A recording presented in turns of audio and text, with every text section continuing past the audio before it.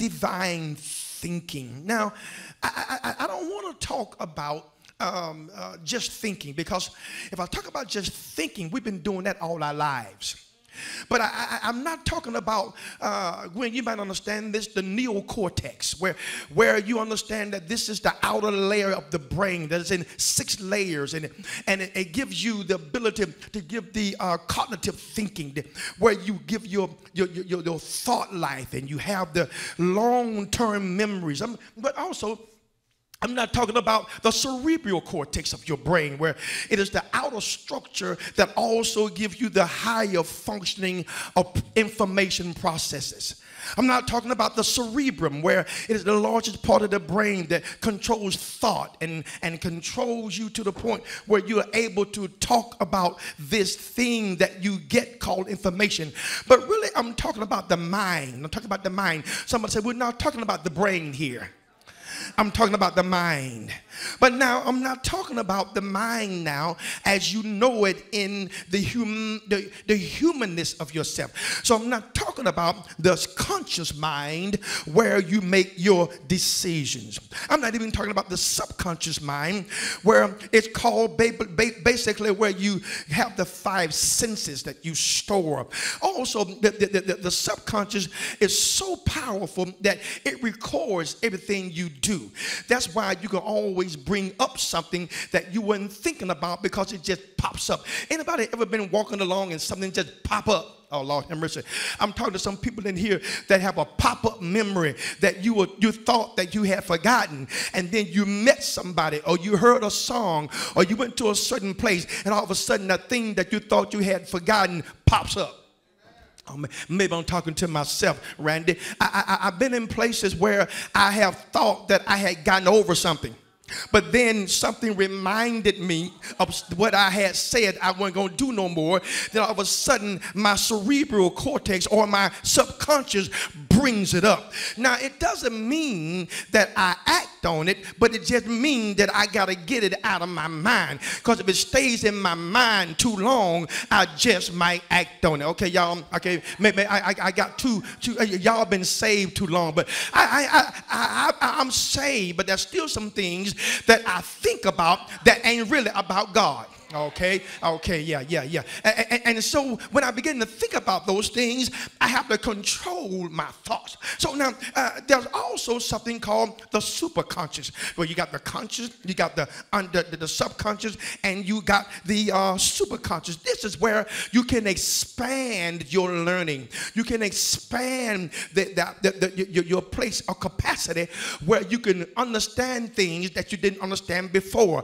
It's called the learning curve, where you begin to go into a realm. Anybody ever been in a place where you just kind of daydream, and you've been in a place where you wish, you call it wish, I wish I could do that, or I see myself doing this, and you've never done it before? That's called your superconscious. That's going beyond your conscious and your subconscious. Something is pulling you to a place that you hadn't been, that you hadn't seen before, but you really want to go. All right, okay. Maybe I'm not reaching you yet. There have been some places in my mind that I've gone to that I've never been, that I wished I could go to. Okay, all right. I've never been to Dubai. I've never been to see the Taj Mahal. But when I see pictures, it begins to pull me and say, I would like to see that. That means it takes you beyond your present into a place of where you think you could go in the future. Anybody in here ever had something called a dream? To where, say, what do you want to be? Well, I want to be such and such, or I see myself doing such and such, but you ain't finished school yet, and you see yourself owning a business. Okay, you can't even do this, but you see yourself doing that. That's your superconscious putting you into a place where you've never been before, but maybe you've been created for. Okay. This is why most people live beyond live below their potential, because they live in 2 realms. They live in their conscious and their subconscious. But I want to take you to your superconscious that takes you beyond. Can I tell you what the superconscious is? Where I hadn't seen, where ear hadn't heard, nor has it entered into the heart of man the things that God has in store for them who just don't stay in the subconscious or the conscious, but they move beyond into the superconscious called divine thinking. No, I'm going to talk to somebody this morning. Say, neighbor, get ready to not just think, but go into divine thinking. Yeah. Let's go here to screen number 4 as I begin to kind of give you some terminologies about thinking. Now, let's go back. Screen number 4. Yeah, screen number 4. Yeah. And let's go back one more. We'll start with Genesis 40 and 14. That's where I'm going to go. Genesis 40 and 14. Now, I want to give you some terminologies here in the Greek and the Hebrew so you can understand what thinking is in the Bible. Now, the first time you see think in the Bible here is in Genesis 40 and 14. Let me give you the backdrop. The backdrop here is that Joseph is in prison, and he's asked the cupbearer to remember him when he goes before Pharaoh.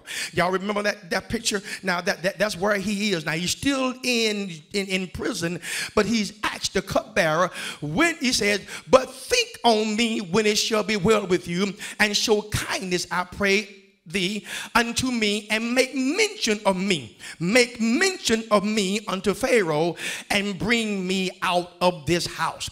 Now, this word think there comes from the word zakar. Somebody say zakar. What it means to is record or to keep in remembrance. So what he's saying here is that when you get before Pharaoh, remember me. Okay, so that's the first part of thinking I want to give you, zakar. Now, the next one is your bread and butter scripture, where it says Proverbs 23 and 7. And they go to my next screen. It says, for as he thinketh in his heart, so is he. Eat and drink, saith he to thee, but his heart is not with thee. Now, let me give you the true rendition of this scripture. The true rendition of this scripture is this. He said, for as he thinketh in his heart. Now, you got to go beyond that and begin to read further. It said, he said, so is he. So he said, so he says what? Eat and drink. That's what he's telling you, right? Eat and do what? That's what he said. But his heart is not with thee. Okay, let me see what this means. This means that I can do one thing in my actions and think another thing while I'm doing it. Okay, y'all. Let me come down here. Y'all ain't got that. Y'all ain't got that. Just because somebody smiles in your face does not mean they like you. Okay, let me say this. So what the true essence of it is, what he's saying is that people can hide behind what they do. But y'all ain't got it yet. So a person can think something because they really don't like you, but they know that you got what they need, so they'll be kind to you, and you think they really love you, but really they want is what you got. And once they get what you got, it's bye-bye, baby. Anybody ever here been hurt by people who you thought wanted something, watch this, who you thought wanted you, but when they got what they wanted, they left? In other words, in their heart, they really didn't like you anyway. That's why you can't go by what a person does. You got to ask God to show you what they're thinking when they do it. I'm teaching. See, just because I'm doing something don't mean I ain't thinking something else. Are y'all getting this? Somebody say, I got to understand how God works and divine thinking. Now, this thinking here is to calculate. People will calculate you.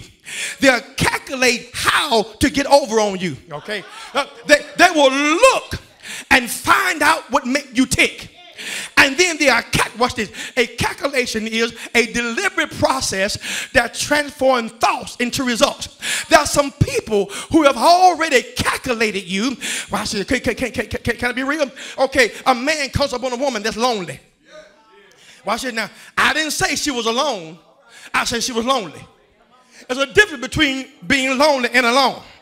You can be in a whole crowd of people and be lonely. Oh yeah, y'all ain't got. So what he does is he scopes her out and find out. She's beginning to look at her face, knowing that she ain't looking good in the face. He said, "What's wrong, baby? You ain't got no smile. Let me put a smile on your face. Watch this now. He ain't got good in his heart." because he ain't offering a ring. Yeah, come on, somebody. He want to know what you're going to offer him after hours. Okay, y'all get it when y'all go home. Yeah. So he's calculating what he can do to get what he wants. In his heart, he don't want you. He wants your cake and cookies. Okay, y'all get it when y'all get home. So you got to understand that just because somebody is doing something, you don't know what they're thinking. Say, neighbor, find out what a person is thinking before you let them in. You just might change your mind.